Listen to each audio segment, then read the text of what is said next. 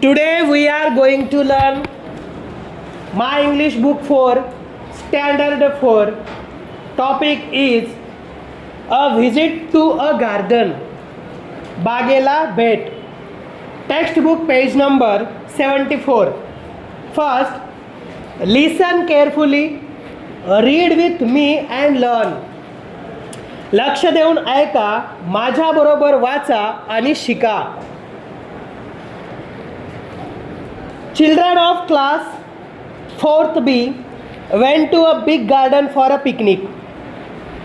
चौथी ब च्या वर्गाची मुले एका मोठ्या बागेत सहलीला गेली. At the gate they saw a big board.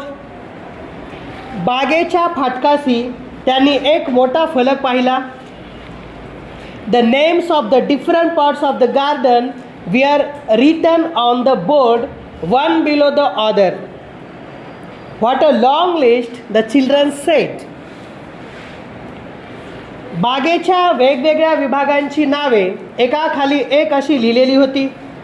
केवढी ही मोठी यादी, ती मुले म्हणाली. Where shall we go first? Someone asked. प्रथम आपण कुठे जायचे? कोणीतरी विचारले. To the lake. Boating, many children said. तळ्याकडे. नौकाविहार करायला अनेक मुले म्हणाली. But how do we go there? परंतु आपण तेथे कसे जायचे? See, there's a map of the garden here. We will see the map and find our way to the lake. लक्ष द्या, येथे त्या बागेचा नकाशा आहे. आपण तो नकाशा पाहूया आणि तळ्याकडे जाणारा आपला रस्ता शोधूया. The teachers took the children to the lake for boat rides. शिक्षकांनी मुलांना नौकाविहाराकरिता तळ्यावर नेले. Then they sat under a tree to eat some snacks. नंतर ते सर्व एका झाडाखाली थोडा अल्पोपहार खाण्याकरिता बसले. There was another big board near the tree. त्या झाडाजवळ दुसरा एक फलक होता. There was a chart on the board with pictures of trees in it. त्या फलकावर झाडांची चित्रे असलेला एक तक्ता होता. What does it mean, teacher? The children asked. त्याचा अर्थ काय आहे टीचर? मुलांनी विचारले. It's a pictogram or pictograph, said the teacher. तो चित्राक्षर लिपीचा तक्ता आहे, शिक्षक म्हणाले. It gives you information with the help of pictures.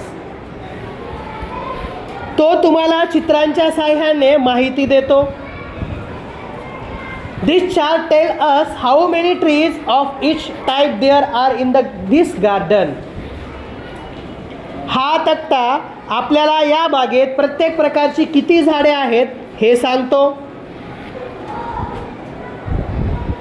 Now look at the chart carefully and tell me what trees there are in this garden. आता त्या तक्त्याकडे लक्षपूर्वक पहा आणि मला या बागेत कोणती झाडे आहेत ते सांगा. मँगो, नीम, जामुन, बन्यान, पीपल, गुलमोहर, बकुल, जरूल, जारूळ, तामन अँड रेन ट्रीज. आंबा, नीम, कडुनिंब, जांभूळ, वड, पिंपळ, गुलमोहर, बकुळ, जारूळ, तामन आणि पावसाळी झाडे.